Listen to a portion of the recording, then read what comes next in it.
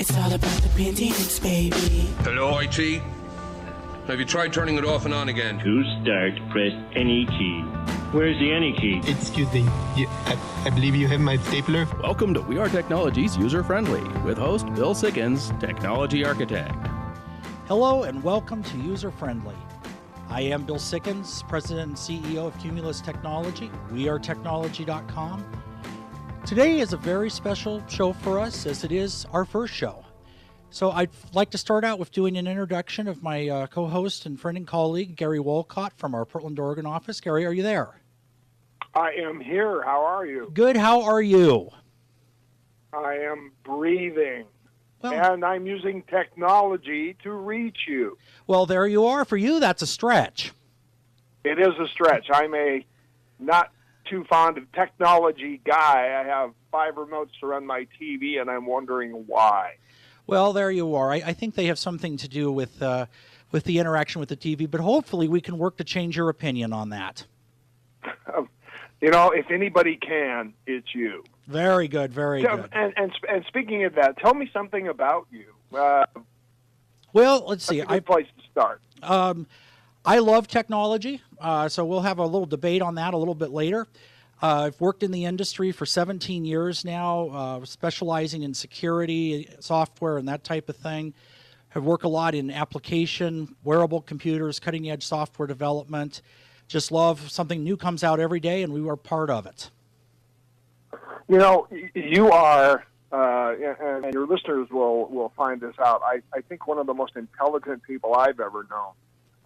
You have a wide range of interests. I've learned a lot about technology from you. So why are you doing this show? Well, a couple of different reasons. As you know, we've done some different things on the air for a long time, and what it came down to is there wasn't really a place to sit down and be able to talk about what's new, what's good for the end user.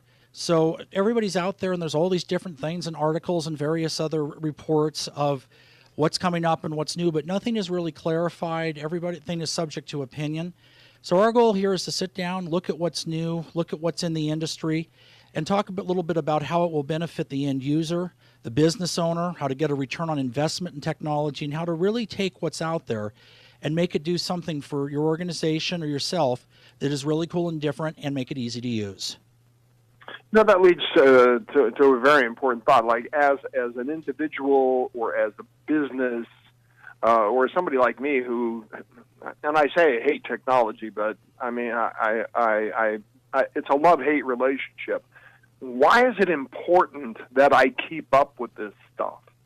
Well, a big part of it, and I'll start to answer that from a business perspective, is because it keeps you ahead of all of your competition. And one of the big things is figuring out what's going to be out there, what's good to invest money in, what may not be there tomorrow, all of these different type of things. And there's a lot of information you have to be able to process and figure out to really come up with where the best thing is. Now, that being said, the companies and organizations, especially since the onset of the internet 20 years ago, that have really sat down and made use of this and done it the right way, they're what we now call collectively the big guys. And a big part of how they got from point A to point B was being able to sit down, look at the research, call the right shots, work with professionals like what our company is, to really see what works for them, not for the environment as a whole or somebody else, but specifically for their company or organization, and then put it together. And in many ways, proper use of technology today, a good website, if you did one 10 years ago, it most likely needs to be redone by now. Use of mobile computing, which has now exceeded 50% of how people access the internet, is as important as having a phone 30 years ago or a yellow page, if anybody even remembers what that is, 10 years ago. Wow. Leo, you know, I haven't thought about yellow. I haven't used a phone book in 8 or 9 years. Seriously, I don't think anybody does. And so as a business owner, small business or large business, I should be spending a certain amount of my time and resources on technology and keeping up to speed, trying to actually keep ahead of my competitors. Very much so. And this is the thing about it now. Used properly and used as part of overall marketing in any business, application of technology in the right way today can actually get you much further than what you would have done as considered normal marketing and advertising 15, 20 years ago. And we talk about some of these things like the Yellow Pages, I think they're still printed, but if I am going to look up a phone number, I'm going to do it online, and that's what most people do now. But you think back to these type of things. We were just talking the other day about the idea of using a classified ad in a newspaper. Now, this is another thing that worked really well not that long ago, but today you wouldn't even think with services online like Craigslist and eBay and other things, you would just simply put that up. It's going to sell faster to a wider audience. And this is exactly what the proper use of technology will do for any business. And now, how does We Are Technology help me? Like, how did it also Portland, Oregon, or wherever, using you or a business like you? How important is it for me as a business owner or an individual to get to know somebody like you? Well, let me give you an example on that to kind of illustrate the point. And the short answer to that is working with a professional in each aspect of what we do will always take you further. It doesn't matter whether it's technology or something else. But for example, we have a client who's actually become a very good friend of all of ours. It's a doctor here locally. And he's had a practice for 25 years, I think now. And the last 2 years, we've sat down and started really putting forward the idea of using some basic pieces of technology like a website with a map on it and these type of things, and started there and have started building into something that is really bigger and better and doing some unique things. And his job in life is to be a doctor. He's a very good one. He's considered one of the best in the area in the field that he practices.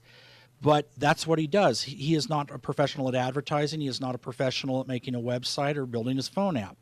And that's where our company or a company like ours comes in, and that's why it's so important. Because, yeah, he could go to the bookstore and buy a book on how to make a website or go to one of these free services, and it's going to look like that's what he did. Or he can sit down and do it the right way. And with that, we're looking at the idea that we have already seen since we've launched a pretty substantial increase in his business overall. I think about 50%. It might even be higher. The products that he's able to bring, he's able to do in a new way. One of the unique things he did is the idea of an online consultation. So he can now meet with patients without them necessarily having to come into the office.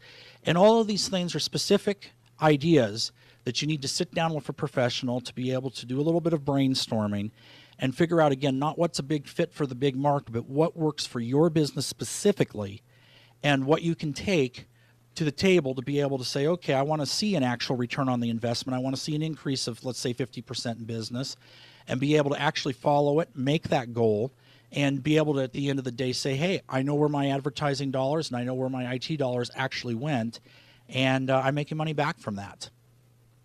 So okay, I have a website. And I've now, you twisted my arm, and I have a mobile application. How often should I update those? Okay. This is something that is specific a little bit to the type of business, but it's very, very important that an update process is done. This should be part of your technology and your marketing plan, really. So what it comes down to is if one of the big things now and has been for the last couple of years, of course, is interaction with social media. Big part of the business we do for our clients. And one of the big traps that a lot of companies fall into, and again, as business owners, we're all trying to run our business, and that's totally understandable. That's, again, why we do what we do. But you set up a social media blog or something that posts to a site like Facebook or Twitter or whatever you use, and you do your first update, and you get busy. And now 3 months later, your first update is 3 months old. And that has the effect of looking like you're not, are they still in business? They're certainly not updating their website. So usually with those type of things, to do a proper campaign that engages in the technology using social media properly, you're wanting to update on a very regular basis. The minimum that they would talk about is about once a week. We tend to look at our client base and do it a lot more often, like 2 or 3 times a week. And there's two sides to consider. You also don't want to do it too much, because then people have a tendency to just disregard what comes out because there's something else every day. But again, it depends on the business, but you'd want to definitely make sure that you're updating on a very regular basis. The website itself should always contain current information. So what you want to watch for on that is you don't have an advertisement for something that finished last month and it's still on the home page. those type of things will drive away customers. And again, that's the type of thing that we endeavor to make sure doesn't happen. And, while we're talking about this, if listeners have questions of Bill, you should call. I don't have the number in front of me. 855. I have 855-790-8255. That number is correct. And hey, how about that? So there you go. Hey, you got a correct phone number. See, you're not that bad at technology. Yeah. But, if somebody has a question, because no doubt there's a business or an individual out there with a mobile application or a website or that has questions, and we do encourage you to call in with those questions. Absolutely. Absolutely. Call in. Now, okay, so, you brought up a really good point about, like, I go to a lot of websites that have blogs, okay? So I'll go to a website that has a blog, and you and I have a common former client, a management association for a certain kind of mold. Right. And I still go to their website, and their blog is back to 2009. Right. So if you're going to start something like that, you need to keep doing it. It's not something that you can just do once in a while or stop doing. If you start doing social media like Facebook or Twitter or LinkedIn or anything like that, or, again, a blog on your website, it's critical to keep it up to date, correct? Absolutely. And the whole goal there is consistency.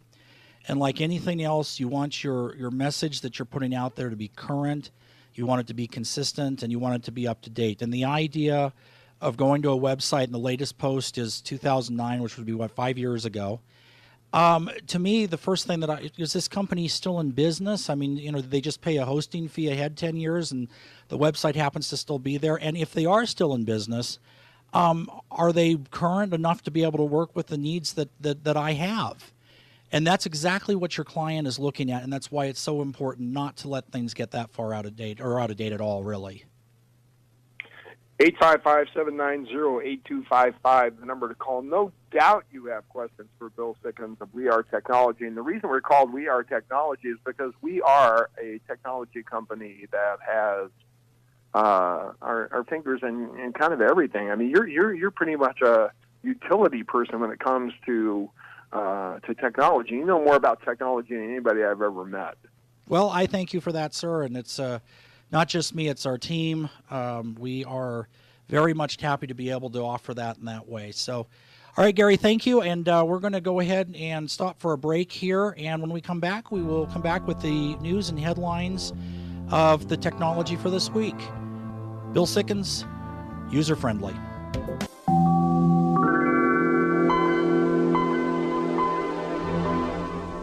And welcome back to User Friendly. I am your host, Bill Sikkens, technology architect.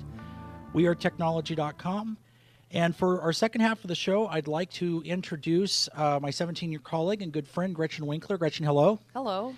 So our first thing that we're going to do is bring you the headlines of technology that matter. This is the news this week in technology.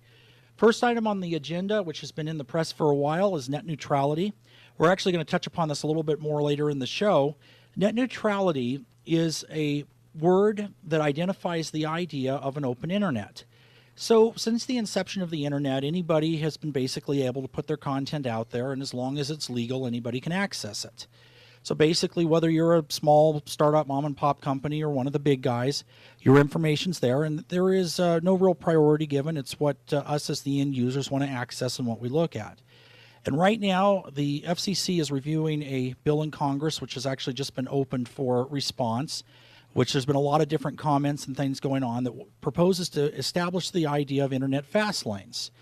And what they want to do is actually allow the big guys, or whoever has the money, which would normally be the big guys, to be able to buy preferential treatment on the internet and have their service or technology delivered to you ahead of everybody else. This is something that's a very important issue and something that I encourage everybody to look into.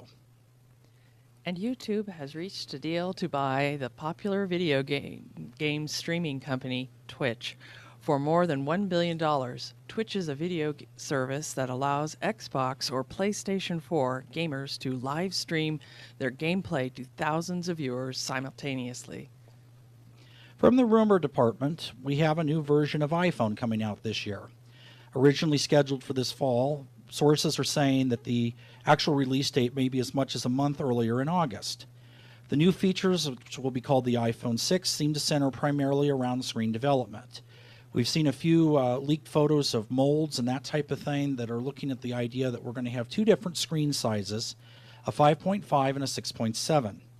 These features will be alongside some other things that are being proposed, including an image stabilization function for the camera and a change of the type of glass that is used actually in the phone, which we'll probably see a little bit later down the road, to something that's a little bit stronger. And the arrival of the Internet of Things marked some major groundbreak in the global consumer economy. Internet connections will be built into massive quantity of new products, from air conditioners to light bulbs and security alarms. Amazingly, these will all be controlled through apps and websites and feed data into the cloud. There's a huge rush to be ready for this consumer space, sometimes referred to as the connected life market, by established electronic giants, large Silicon Valley-based tech companies, as well as small startup home automation companies. This year has seen a lot of consolidation in the cable TV and telephone markets. With users turning more and more to services like Netflix and Hulu, there's a lot less subscribers out there to pay television. And also regular switch telephone services that we have used since the onset back almost 100 years ago now are being changed in favor of things like voice over IP and mobile telephones. To hedge the bet, AT&T announced this week that they're going to be buying DirecTV in a $48.5 billion deal.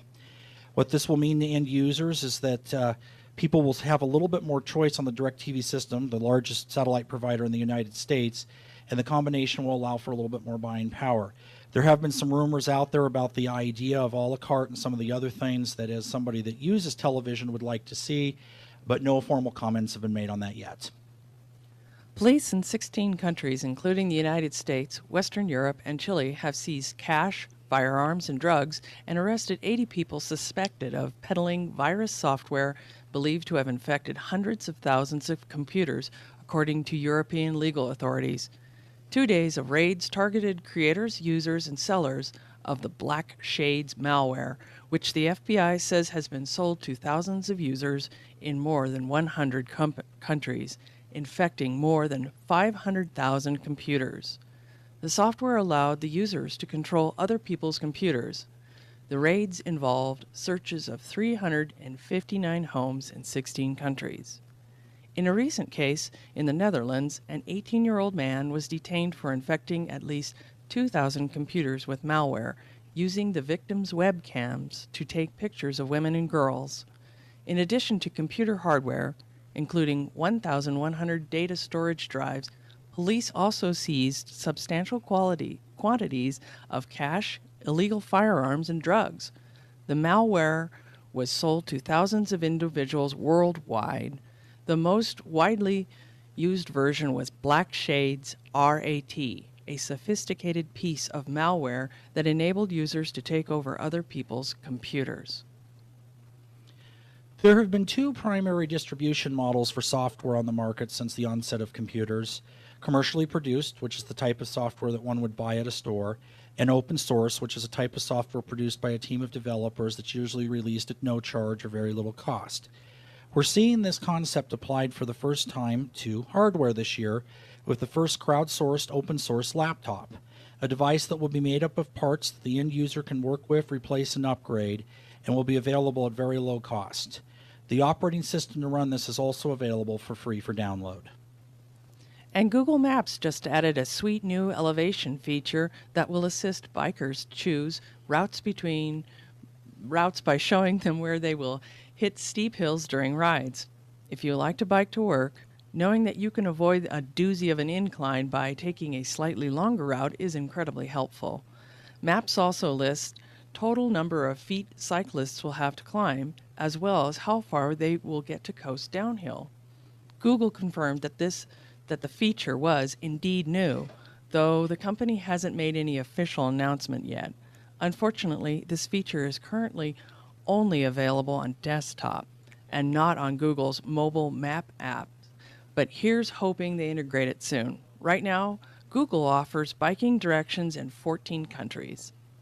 And speaking of Google, 2014 has been considered to be and was announced at the Consumer Electronics Show in Las Vegas in January as the year of the wearables. Making the market first has been an object that we have worked with quite a bit called Google Glass that was debuted last year and sold for the first time to the public this year, the first time on tax day and the second time earlier this month. In both cases, it's sold out. And as we're seeing what's coming to market today, there is a number of smartwatches, additional eyewear, and other things that are going to be really cool, cutting-edge new part of tech. So watch for the wearables, and we'll be definitely talking about them a little bit more here as things come up over the course of the next year. Gretchen, thank you very much. Thank you. All right, so at this point, I'd like to bring back Gary Wolcott, and we're going to have a little bit more of an in-depth conversation on one of the bigger topics of the week, which is net neutrality. Gary? Very definitely. Let's talk about that. That sounds wonderful to me. So what is your take on all of this? Well, you know something. I think it's I can't decide who's the worst villain here. Large corporations, a government that does not like criticism, or groups that don't like particular religions. I mean, take your pick. It's like throwing darts at a dartboard. I've spent the last couple of weeks posting information about this on my Facebook page, and also I have written the White House. I have written all my members of Congress. This is a really bad idea. The Internet is the last place on this planet where you can truly find free speech. The neutrality thing will wipe that out. And I find it to be a very dangerous form of censorship under the disguise of an act called net neutrality. And, you know, the thing that concerns me about it is there have been rules under the auspice of net neutrality in place since the Internet started, but it has always been about the idea of free speech and the idea of being equal. Whether or not I agree with your opinion, you're still allowed to publish it. But from what I've been seeing is what they're really talking about is faster access for certain people. Do you consider this to be a slippery slope to censorship? Well, it's absolutely. I mean, let's look at it strictly from a business point. By the way, the number is 855-790-8255. Chime in on this one. And we'll be talking about this in the future because it needs to be talked about. But Bill, we both have small businesses. I mean, I'm part of your business, but I also have my own small business.